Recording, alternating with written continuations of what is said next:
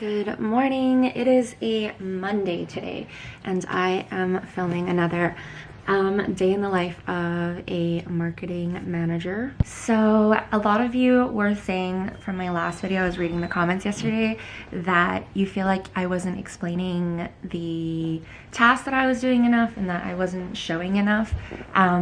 The other time that I did this, I did incorporate kind of what I do as an influencer or as a content creator as well. So I feel like the content in that video was kind of a mixture of what I do for both of these jobs, I guess. So today I really want to focus on my tasks as a marketing manager at the software company that I work for and show you guys obviously what I do in a day. So today I am working from home, obviously. Mondays I usually go into the office, but due to, COVID-19 and the craziness that is the world right now, we are all working remotely, which actually I don't mind at all. I prefer working at home, but that means we will be having all of our team meetings that we usually have at the office online. My team specifically, we use Slack for most of our communication, but for all of our team meetings, we use GoToMeeting. So I'll be having two longer calls today. One is in 30 minutes, which is at 10 a.m. and the other one will be at 1 p.m. The first one's just going to be kind of a check-in with the entire company. We just have a Monday check-in just to see how everybody's weekends were, how we did last week, our stats for the week. And then the 1 p.m. meeting is my marketing meeting. So it's where I update the rest of the team on what I'm working on, whether I need help on anything, what the next steps for our marketing game plan is. So I will definitely try to get some footage of those meetings. And then today, I kind of wrote out my to-do list already. I've got a couple of blog articles that I need to edit. I have to work on March newsletter for our company, which needs to be up by tomorrow, so it needs to get done by today.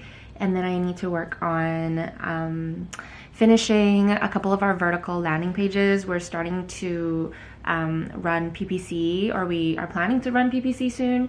So I need to make sure that I have landing pages for all of our verticals so that they have a place to land and it's going to be a very targeted message for them. And then I also need to create some mock-up content for my CEO. He has a meeting soon that he needs some content for, so I'm going to be working on that as well.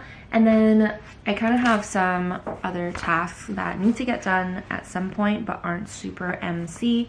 But I need to add the G2 widget to our website, and then I need to subscribe to a Buffer. I have been looking for a new social media scheduling tool to use, and I think Buffer is the option that I'm going to go with for now. It is pretty simple, it's pretty basic, but what I like about it is that, one, it's affordable, and two, it is kind of really stripped down and there's no frills, nothing crazy. It's just made for scheduling content. There are a few things that I wish it had, like post previews showing how it looks, showing how it will look when it's posted. But it's not really a deal breaker, and for the price of, I think it's like $15 a month or $12 a month if you subscribe to their annual plan, it's just, yeah, it's worth it. So that's what I'm working on today. I will obviously take you guys along throughout my entire day.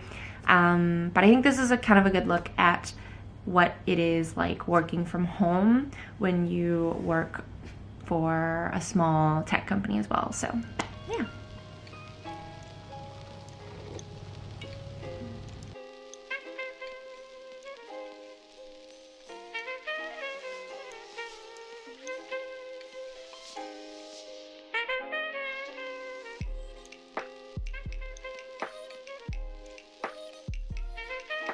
Okay, so thought I would chat a little bit about what I'm doing right now, which is updating our KPIs for the week.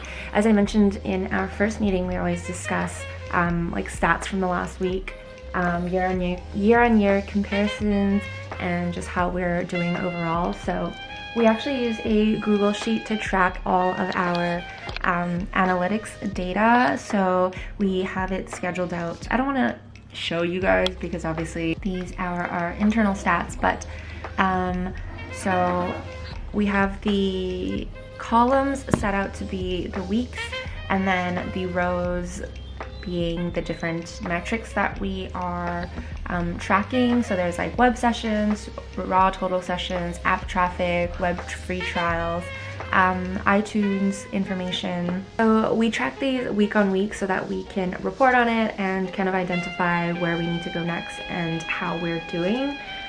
We also have a Google Slides set up for our weekly meetings where we have all of the charts. So like website performance, website and trial performance, weekly sales, weekly growth, all of that.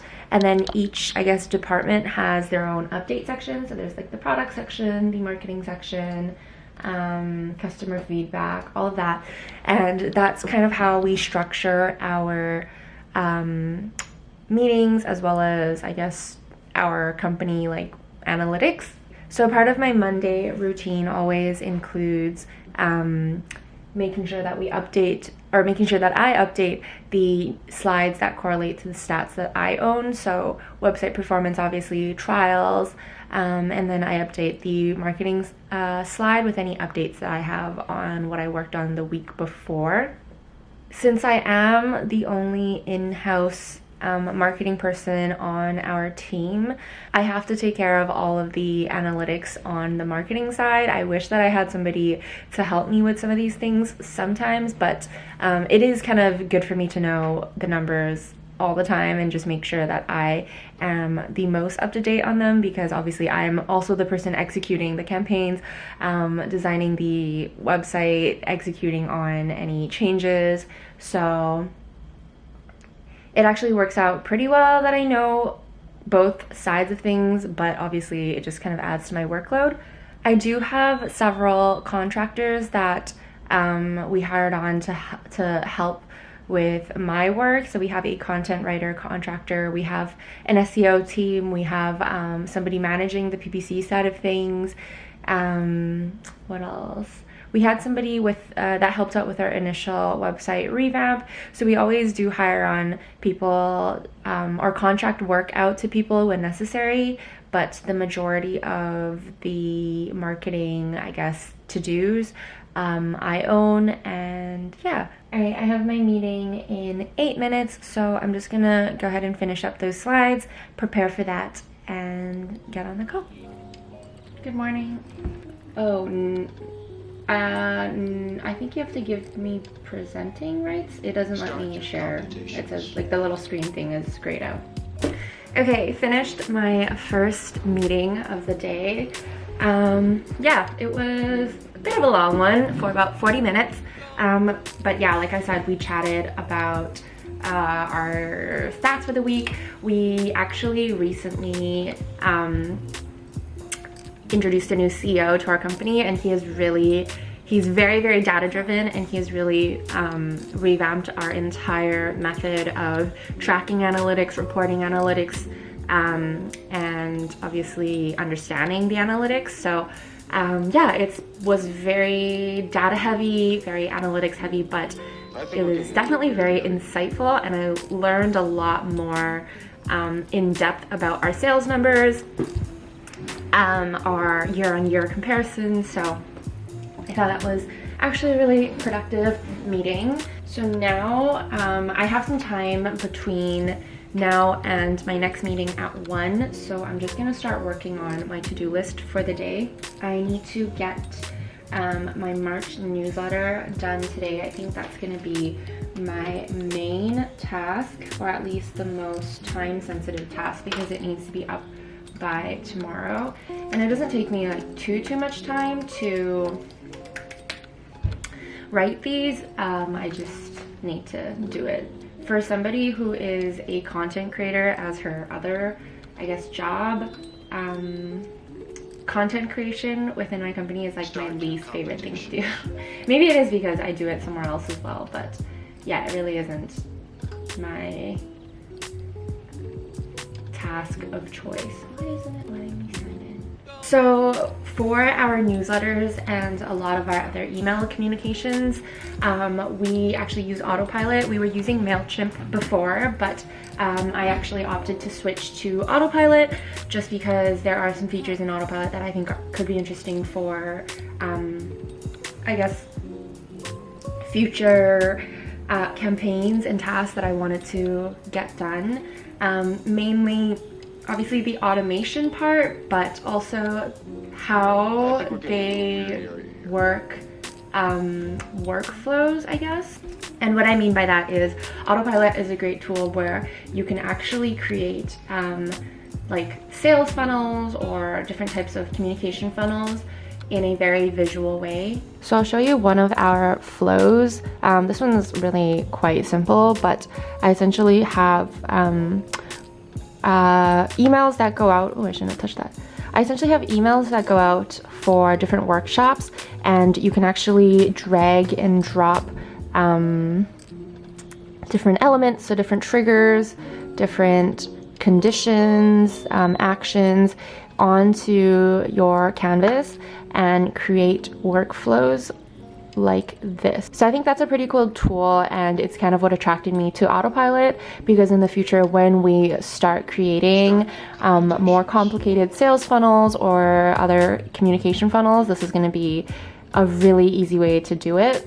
So one of the things that I'm working on currently is revamping our different funnels and different channels. So we really have been trying to recreate and revitalize our marketing strategy. And that means putting more effort in PPC, putting more budget there, making sure that we have all the tools and the personnel that we need to get everything done. Yeah, so we are really focused on building out good website content, and then from there, making sure that all of our website content and all of our web pages are very intentional, and they have a funnel behind it where we can track, you know, what people did on that page and where they go next and how we nurture them throughout the funnel. So I'm still obviously in the stages where I'm still designing the different pages and working out the front end of the funnel. But the next task probably that I'll be working on next month or in like 1 or 2 months is the actual funnel side of things. Autopilot also has a view where it looks just like the back end of MailChimp, and you can look at your different email campaigns. So that's usually where I build out my monthly newsletters. So I'm gonna just start working on that. And what I usually do is I just duplicate the template for like a previous newsletter, and then just go in and adjust all the necessary things like the subject, the campaign name, all of that, and build out a new monthly newsletter.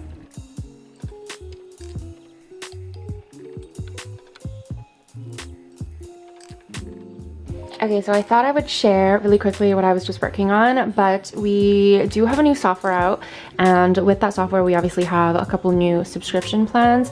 So what I did was I went into my Autopilot and created some new journeys for those subscription plans. So for example, anybody who's on a Canadian plan, they'll get put into these lists. Anybody who's on a USD plan gets put in these lists, and anybody who is in a trial will get put in these lists. So the lists that I add them to is newsletter, obviously overall contacts, and then the specific like targeted list for that, my support, for that specific intercom tag. So we do use intercom for our customer success tool. So Autopilot does integrate with intercom, and you're able to pull in tags and new leads and new users, but unfortunately they don't have any more tools other than those three. So for example, I wouldn't be able to pull in segments. It only lets me pull in tags. So the problem with that is that intercom tags don't update automatically. So in order for me to pull in a group of users, I would have to go into intercom, manually tag those users, based on whatever filters or like segments that I create within Intercom, and then that information will be pulled into Autopilot. Whereas if Autopilot has the functionality of pulling in Intercom segments, which do update automatically, like you can set the filters and the requirements for a specific segment, and whenever a new user comes in and fits those requirements, it will update that segment list. So if Autopilot could accept taking in segment information, then it would make my life so much easier, which is why I messaged their support team.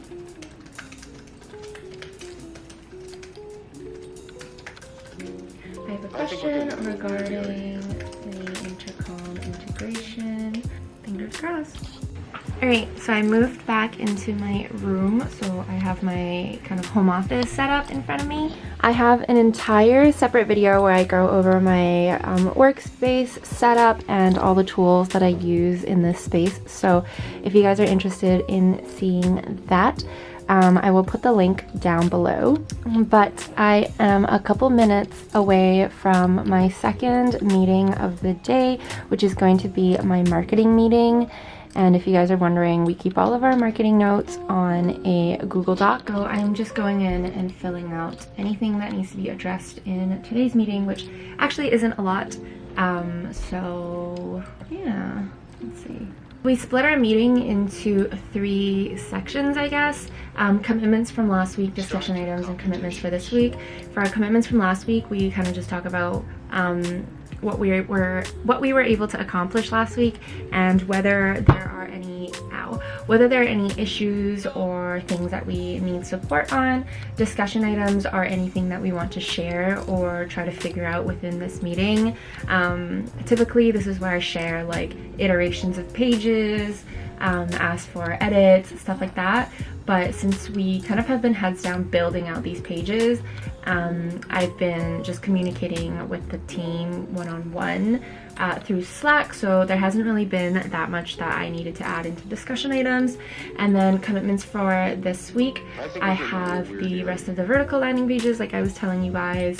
I need to build out another page, a main page with my messaging director or contact, and then the other thing is I need to work on a mock-up for my CEO this week.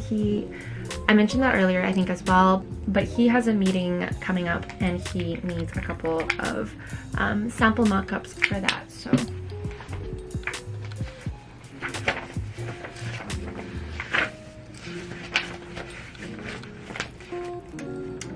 the only thing, well, Darren and I are going to plan to chat this week about the features content, so just wanted to update you on that. And then also I need content from you for the mock-up that you need for the like the metal page, like the metal like page.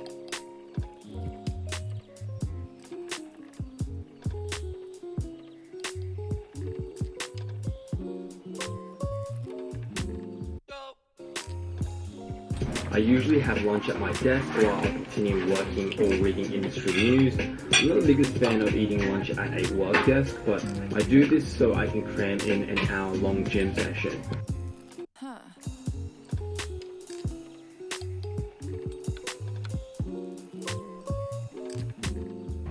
Alright, finished lunch and I'm back at my living room workspace. When Joel is here, I kind of move between my room and this workspace depending on... Let me put your... Oh, you did.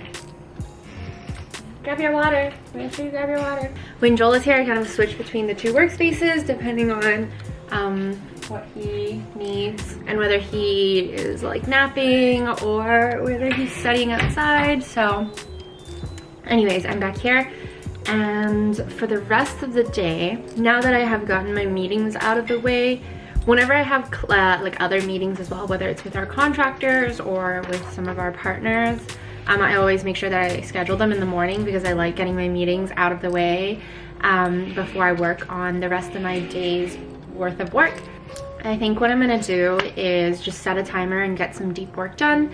I'm probably gonna put like an hour on the timer and just focus that hour on finishing the March newsletter. Both my meetings went long today, so I am a little behind as far as my to-do list goes, but The good thing about working from home, or some people see it as the bad thing about working from home, is that I don't necessarily need to stick with my 8 to 4 schedule, and if I need to get stuff done, I can use up the rest of my day. So I'm just gonna finish up that. The March newsletter was the main thing that was time sensitive and needed to get done today.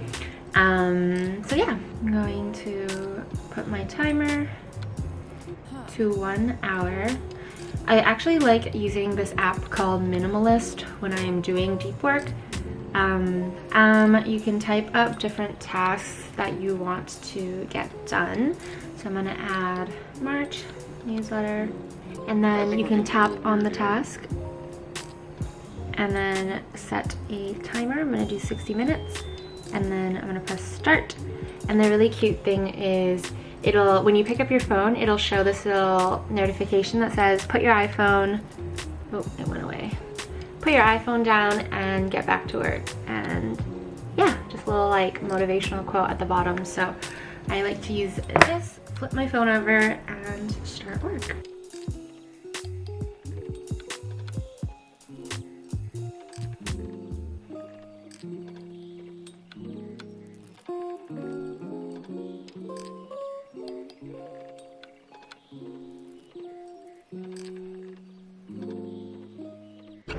Okay, so I've got my newsletter pretty much all crafted. I realized that I forgot to add one of my blog posts that we wrote on remote working tips to surviving COVID-19 as a small business. So because obviously this article is more on the time sensitive side of things, it's something that's happening right now. We want to get this out as soon as possible so that we can provide these tips as early as possible. So what I'm going to do now is I've just gone in to edit all of this, and I'm just going to start creating a cover photo for it. So I usually find a graphic from Unsplash. I'll put the link for Unsplash in the description box, but they are a great royalty-free photo site. A lot of really great photographers upload their photos onto Unsplash. So that's mainly what I use for creating cover photos for the blog. So I just picked out this one, and we're just going to put this into my blog post cover template, and then also edit the text. That way there's some interesting visuals in the blog post, and then when people search it as well, you have a featured image for the blog. So that is my process for that. And then before I put the image in on the actual website, what I do is I put them through TinyPing, and that will help compress the photos so that they the sizes of them are a little bit smaller, but the quality stays the same. I think that's a huge tip that I can give anybody who is working on a website, building a website, whatever, is to compress all of the photos and all of the content that you put on your site, just to really make sure it loads really snappy, because that's something that's super important when considering the making of the site, is just to make sure your site loads really fast.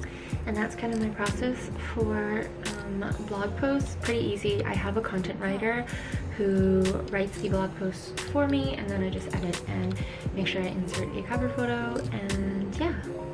So I'm going to schedule this and then stick that into my newsletter.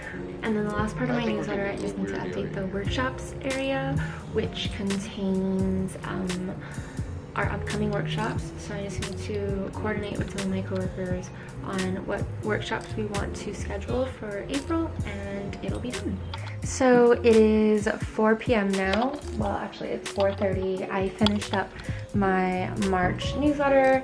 I completed some blog posts that I needed to edit, so I got through the one that I wanted to include in the newsletter. But then I also finished editing a couple of the other ones that were on my to-do list so that I don't have to do them tomorrow. It is pretty common for me to work past 4 p.m. The good thing about working remotely and having a lot of flexibility with my work is that if I'm not feeling productive kind of in the middle of the day or in the morning, I can always make up that work time later at night. So a lot of the times, if I'm not feeling productive, like after I have my lunch, for example, I'll just kind of distract myself with something else and then work until like 6 p.m. So yeah, I really enjoy the flexibility in that sense. I obviously always try to get in my 8 hours or 7.5 hours of actual work that I need to do. And I find that working remotely actually allows me to get more things done for that exact same reason. Because if I were to spend my 8 to 4 in the office and I'm not feeling productive in the middle of the day, or if I'm feeling tired, or if I'm just not really getting enough stuff done and I'm not focused, then that time is kind of lost as soon as I get home. Obviously I could stay at the office and work longer, but I feel a lot less motivated to stay longer at the office as compared to when I'm at home and I can just continue to work from my home, and yeah, it's just more convenient that way. Today was a very typical kind of work day. Like I mentioned, there are other things in my I guess overall to-do list that needs to get done throughout the month or at certain periods of our business fiscal year, but right now my focus is getting those web pages up and maintaining the content. Maintaining our content is always kind of the background item that I'm trying to keep up. So getting all of our blog posts scheduled, making sure that there's social content going out every day, making sure there's a newsletter going out every month, that there's workshops scheduled. That's sort of my baseline, I guess. And then I usually focus on one area at a time. So right now it's website, like new pages. Sometimes it's purely just building out new messaging on those pages for A/B tests. We've also ran promotions with other companies in the past, so sometimes it's managing those promotions and just supporting our customer success team. I definitely wear a lot of hats in my role, especially because I am the only kind of designated marketing person on my team, so that makes a huge difference. I know today's video was a little extra boring because I wasn't in the office, I wasn't running around. We are still very much so in the middle of the COVID-19 crisis, so I am doing my best in self-isolating, social distancing, quarantining, whatever word you want to label it as. So I was very much stationary at my workspace today. But honestly, like I said, this is a very typical day in my job because our team is usually remote as well, minus the Mondays that we go in for meetings. So this is actually a very accurate look into what my work days are like. Anyways, I hope you guys enjoyed this video. If you guys want to see more of these videos, even if it means that I am going to be sitting at the same desk or at the same kitchen counter doing tasks, if you want to see me like work on different tasks or talk more into certain tasks, please let me know in the comments down below and I can work on that as the next video. I hope you guys are having an amazing day wherever you are, and I hope you guys are having a productive day especially, and I will see you guys in my next video.